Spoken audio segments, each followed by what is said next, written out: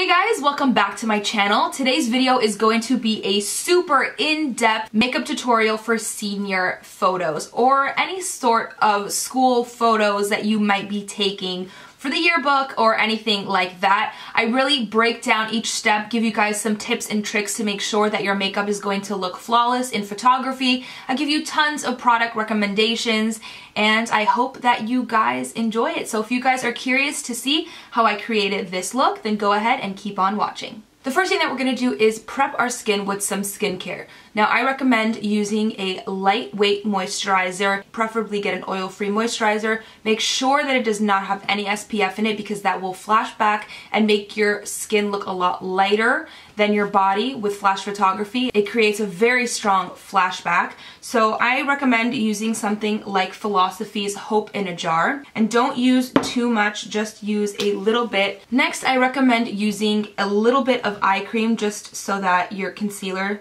doesn't settle into any fine lines underneath your eyes. I love the Kiehl's Midnight Recovery Eye Cream. I've been using this for years now. And you want to use your ring finger and just lightly tap that in underneath your eyes. And now I'm going to go ahead and start with my base makeup. So now this part is a little bit more specific to you and your skin concerns. If you have large pores in your T-zone, you're going to want to use a primer that is going to fill those pores in.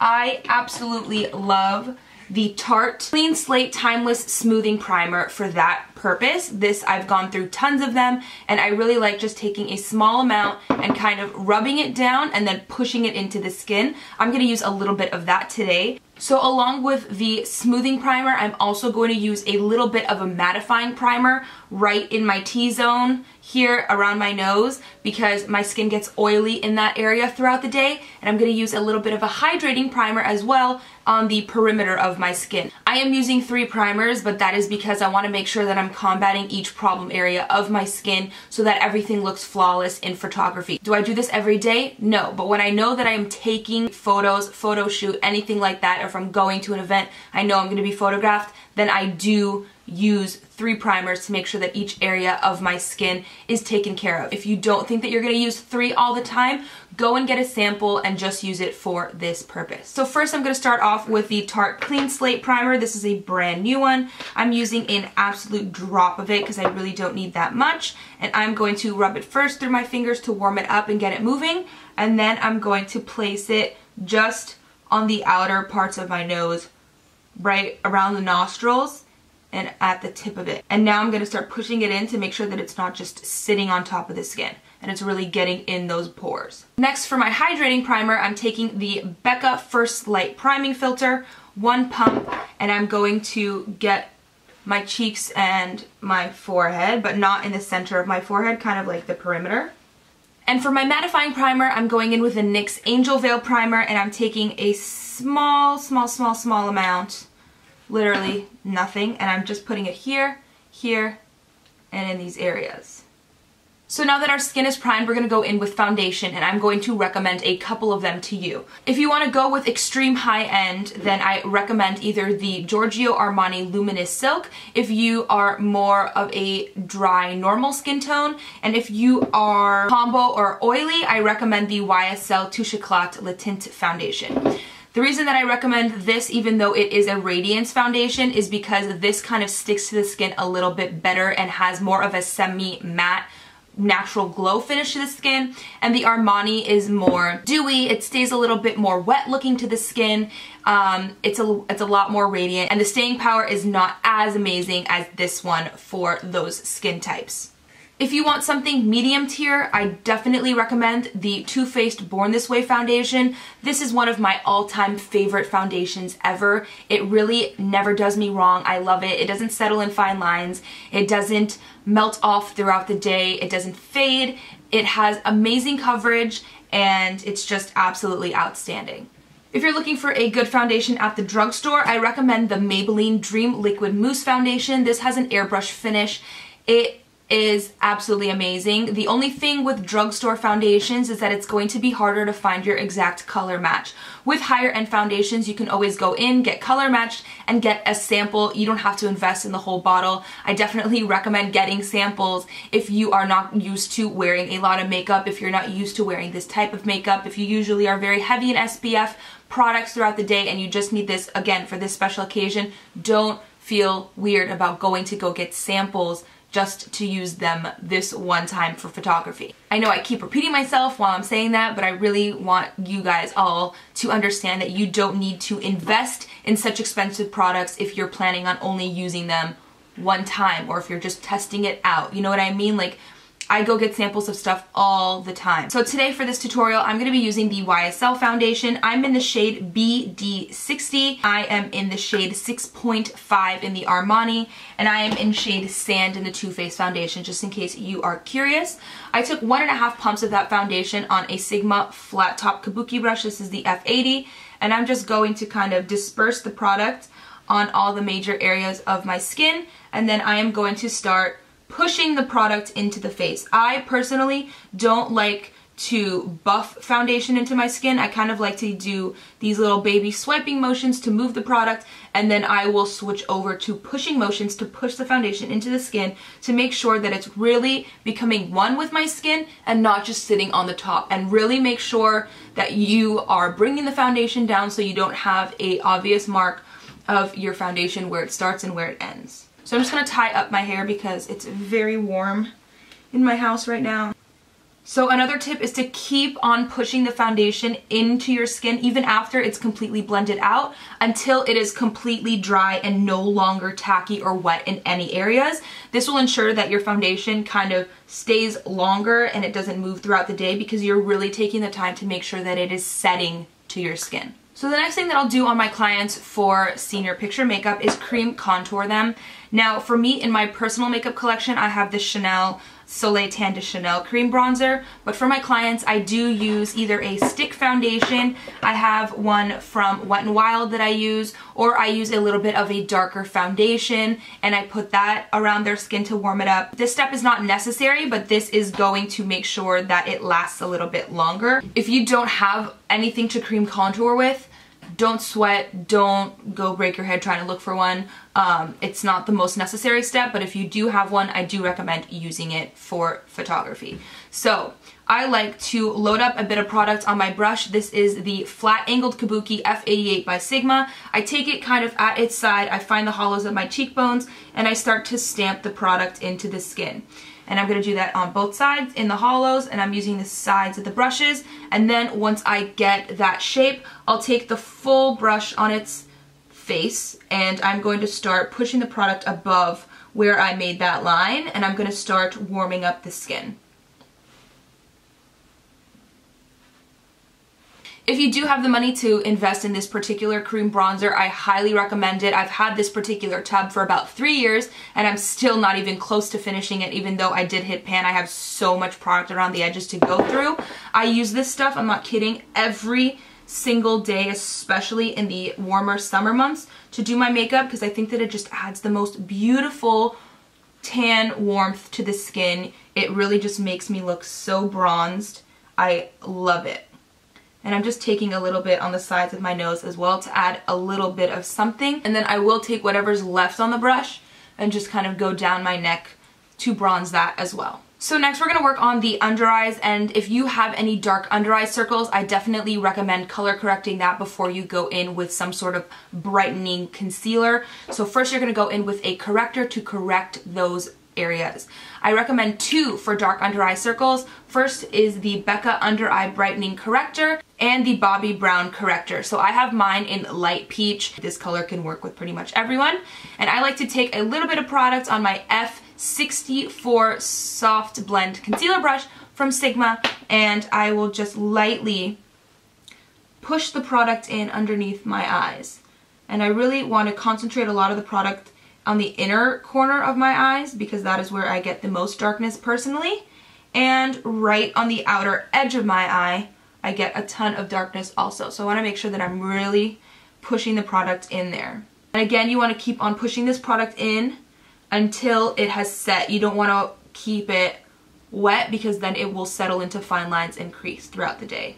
So on my clients, I love to use the MAC Prolong Wear Concealer. I think that it is amazing and it photographs really well. And the foundation that I typically use on my clients is the Makeup Forever HD foundation, because I find that that works on so many different skin types. It always looks beautiful. I personally wasn't the biggest fan of it for myself because I found that I really had to build it up, but that's great for when you're working on clients that don't typically wear a lot of makeup, because that foundation really does look like your skin but a bit more flawless, and you can build the coverage up when needed. But today I'm going to be using my Tarte Shape Tape Concealer. If you have this, totally recommend it. If you have the MAC Prolong Wear Concealer, totally recommend it. But you want to use something that is going to pack a bit of coverage. You don't want a concealer that's going to be too sheer, because then it's going to look very dark in the center of your face. Another good one would be the Maybelline Age Rewind Concealer. If you have that, you really do not need a lot of this product at all. I'm barely touching the wand to my skin, and I'm just very, very lightly adding a little bit of the product, and I'm just going to tap a drop on my nose to add a little bit of highlight there. Whatever's left over on my brush, I'm going to put on my forehead, but I am going to put a drop on my chin. And I'm going to make sure to blend the product around my nose and up to my temple as well. I'm going to be using my Luxie 512 small contouring brush to blend out this concealer. So first what I'm going to do is I'm going to go over right where I put the product to pick some up onto my brush. And then I'm going to start moving it. So you want to keep it right here underneath the eyes in the upside down triangle shape. And I'm going to be bringing this back all the way to my temple. This is going to create a more lifted look to the face. And then also whatever's left on the brush, I do like to take over the eye just because I do have discoloration.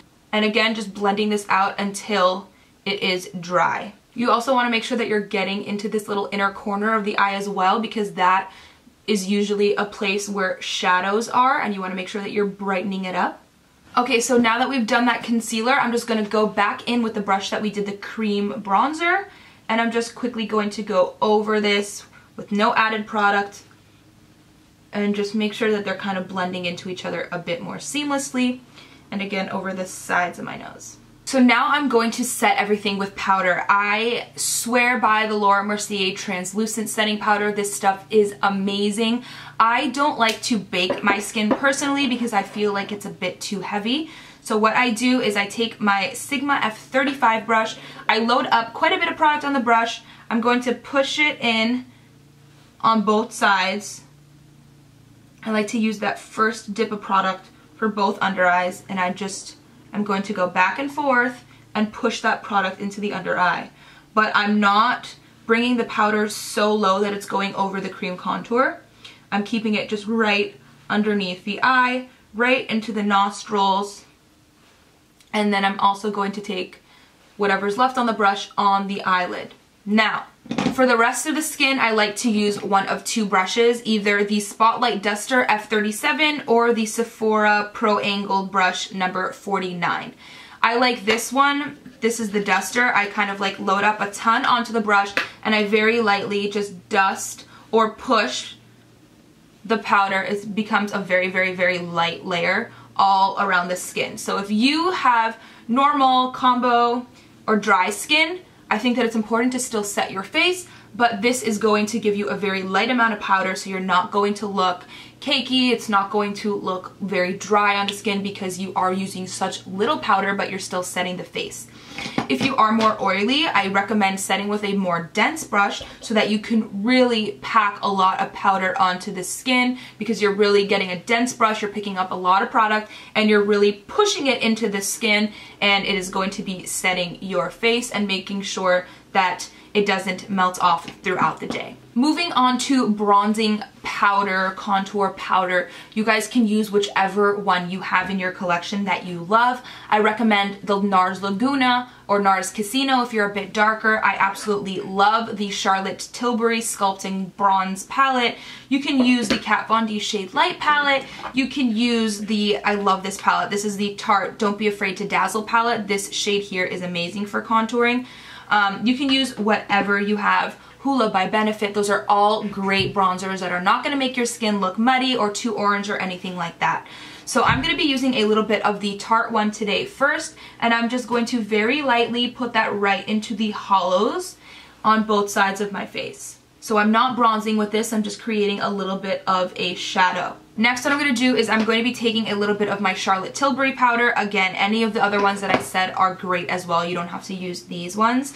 But I'm just going to push the powder into my skin, starting with my temples on my forehead. So I'm pushing the product in and kind of doing a light swiping motion after I've placed that product. It's just because in case the area isn't set properly, you're kind of setting it with the bronzer first, and then you can go in and blend everything out. This way you won't have any patchiness, and it won't be hard to blend. And you want to use a very light hand.